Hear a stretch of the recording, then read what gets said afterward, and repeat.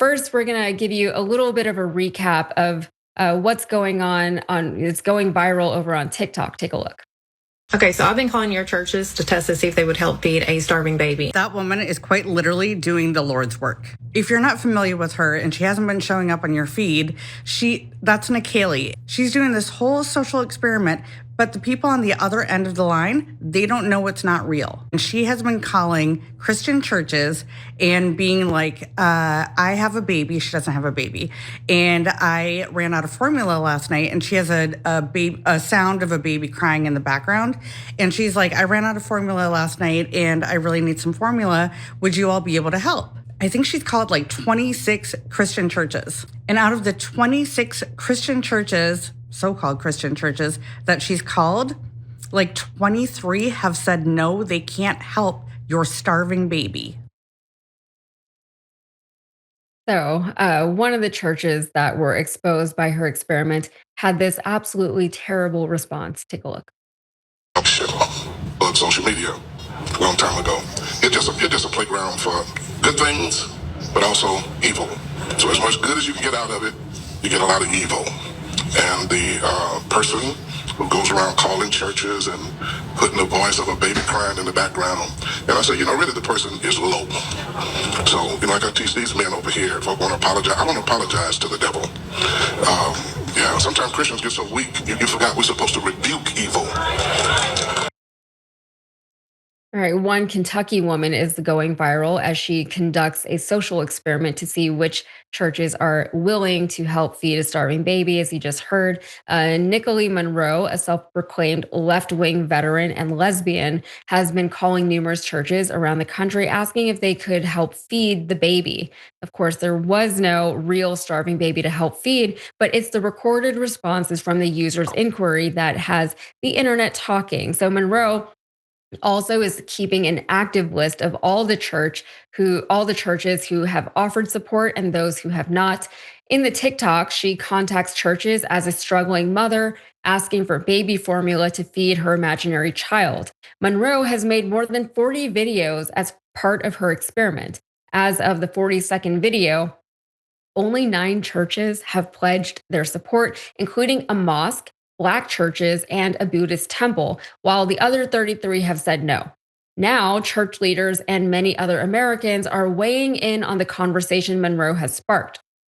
The fact that Black churches, Buddhist, and an Islamic faith center offered help makes perfect sense to me because the oppressed are open-hearted people because they know and have lived it. That was from Stephanie Raid 18. Stephanie Raid 18 said on X, still several churches have responded positively to Monroe's experiment. After a church leader at Heritage Hope Church of God offered immediate help to the woman on TikTok, more than $75,000 has been donated to that church's food pantry. And that is very, very nice to hear. Here in Houston, going viral is also the response from Lakewood Church, who was contacted and also refused to give anything. And Lakewood Church, of course, is the church of Joel Osteen. It's a mega church here in Houston. That guy has so much money and he does very little for the community apart from like his sermons. I don't know what he does, but he's not very well liked by Houstonians.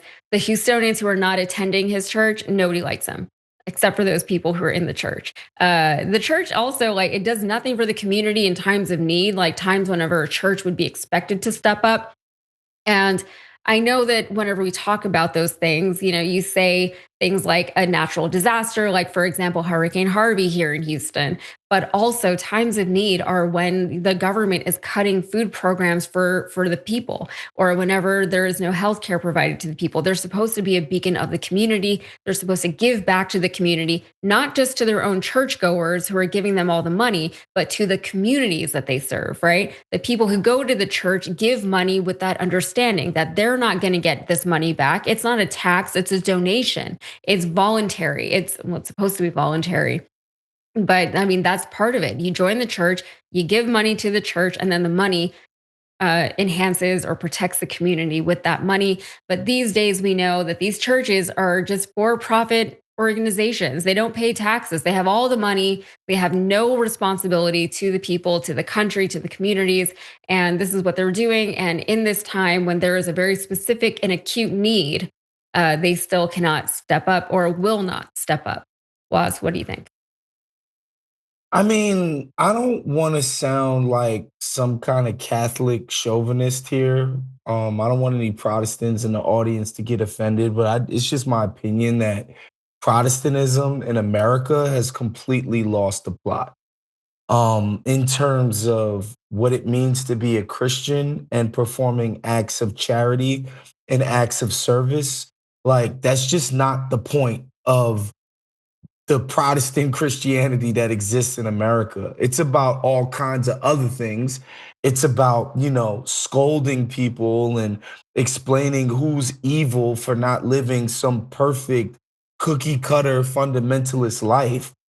It's about scaring the hell out of people into thinking that they're all gonna burn in eternal damnation with the devil in hell, and it's about money. It's definitely not about acts of charity and acts of service. That's not what it's become. Not here in America.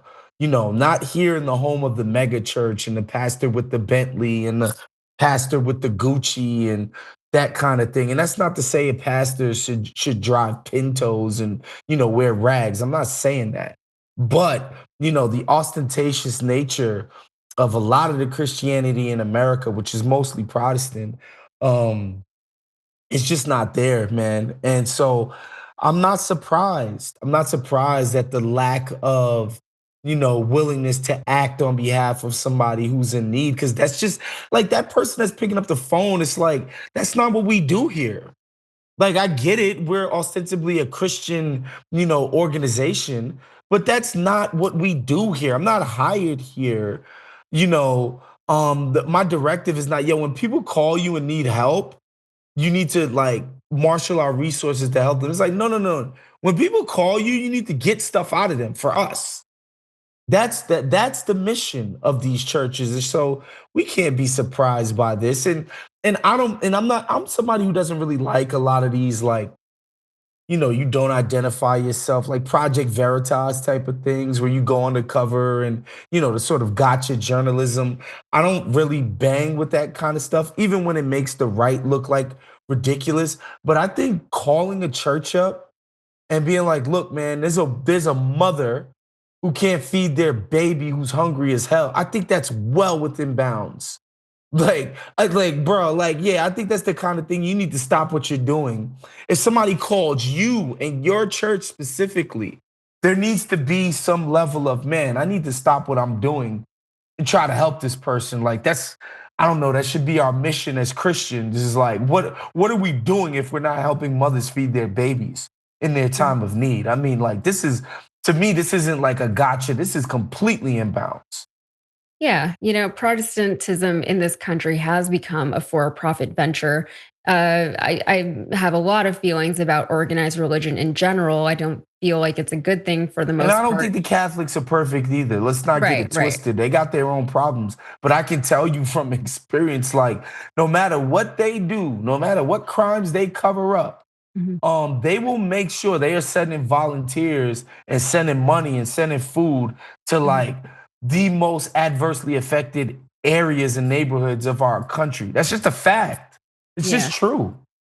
I think also like the one thing that I will say about organized religion in general, the one good thing that I have identified with that is the community aspect of it. But if that community aspect is missing, then what is it good for? It's all about branding. It's become all about that wealth doctrine. And it's about selling out the American people in one of the worst ways, by preying on their morality and their goodness and their faith and by like weaponizing their own trust and hope against them.